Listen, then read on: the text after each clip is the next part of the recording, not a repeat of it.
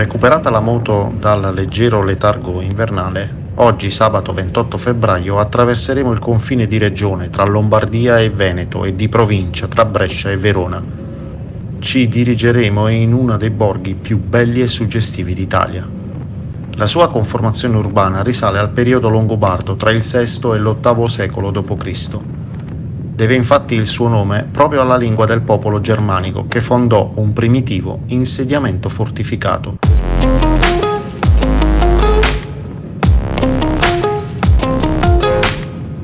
Siamo sulla strada provinciale 11, anche conosciuta come tangenziale sud di Brescia, direzione Lago di Garda.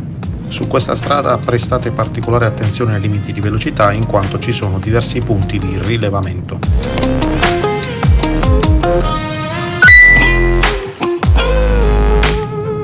Salutiamo qualche fratello biker mentre ci godiamo questa splendida giornata di sole con una temperatura media di circa 18 gradi. Proseguiamo in direzione Monti Chiari e subito dopo Castiglione delle Stiviere. Vi risparmio tutto il tragitto intermedio.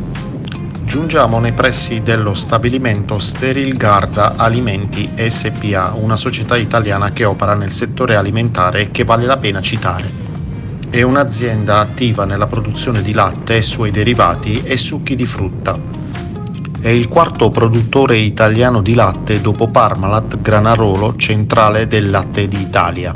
Viene creata e fondata nel 1969 e secondo le stime del 2017 la società raggiunge ben 366 milioni di fatturato, occupa più di 300 dipendenti ed ha una produzione giornaliera media di circa 1600 tonnellate di generi alimentari.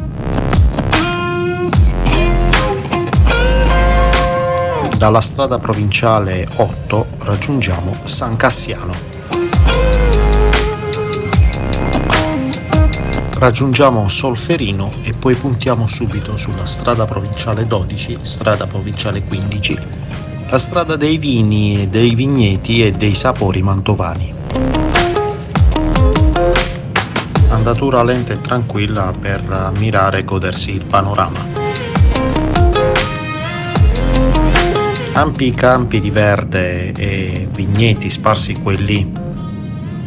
Si sentono gli odori della natura e della vegetazione. Diverse aziende di prodotti tipici locali e cantine appaiono lungo il tragitto.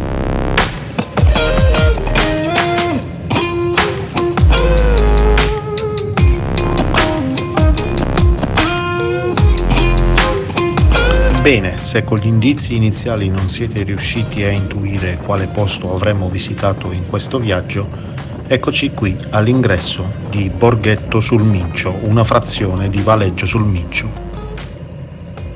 Come vi ho riportato all'inizio del video, il nome di questo luogo deriva direttamente dalla lingua longobarda.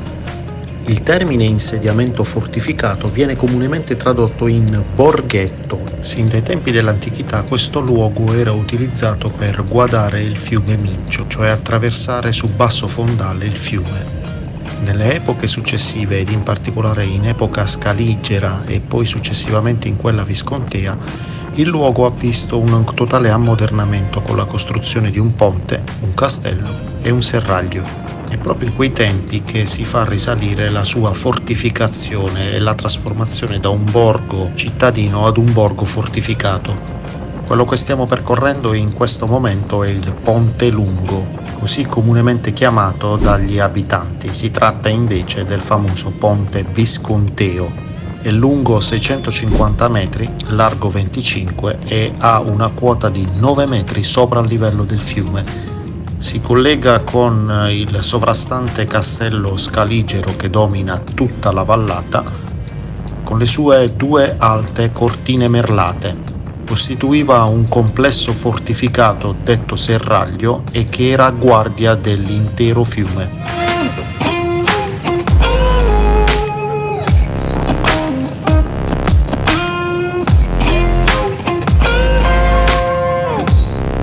Non ci resta adesso che entrare il borgo, trovare un parcheggio per la nostra moto e provare ad esplorare il luogo. Ecco lì in fondo il parcheggio per le moto.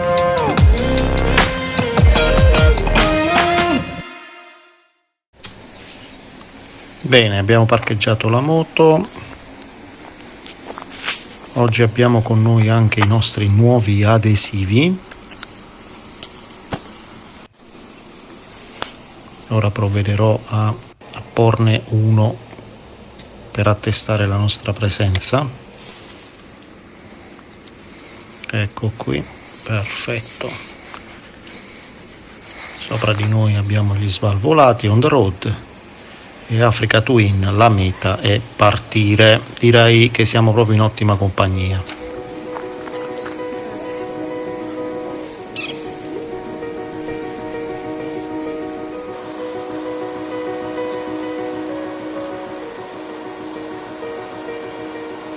Borghetto sul Mincio è uno di quei posti in cui la pace e i ritmi lenti ti bussano alla porta, in cui lo scorrere dell'acqua infonde un profondo senso di serenità.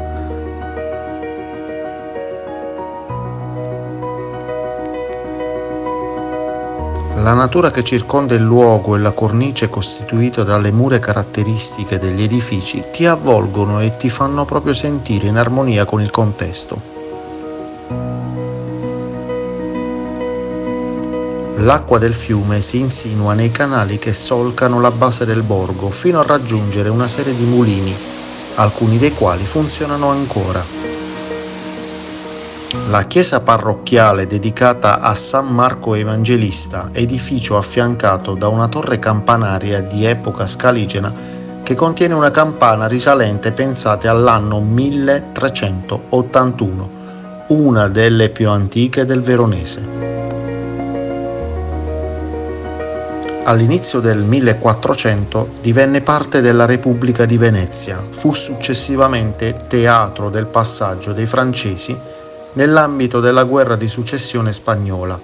Nel maggio 1796 qui si svolse una battaglia in cui Napoleone sconfisse gli austriaci.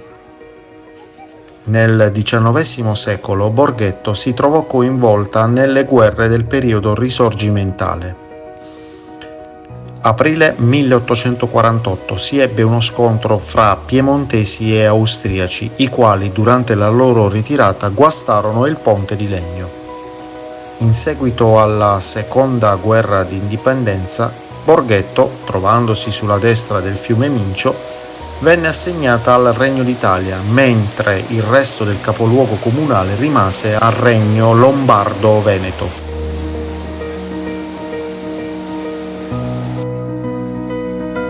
Concorre all'assegnazione del titolo di Capitale della Cultura per l'anno 2028. San Giovanni Nepomuceno, una targhetta intitolata a questo santo, patrono dei fiumi e dei ponti, canonico di Boemia. Il re Venceslao IV lo fece gettare ed annegare nel fiume Moldava nel 1393, perché egli si rifiutò di rivelare ciò che aveva udito in confessione dalla regina Sofia. La misteriosa statua del santo, che tradizione vuole protegga dall'annegamento coloro che cadono nelle acque del fiume.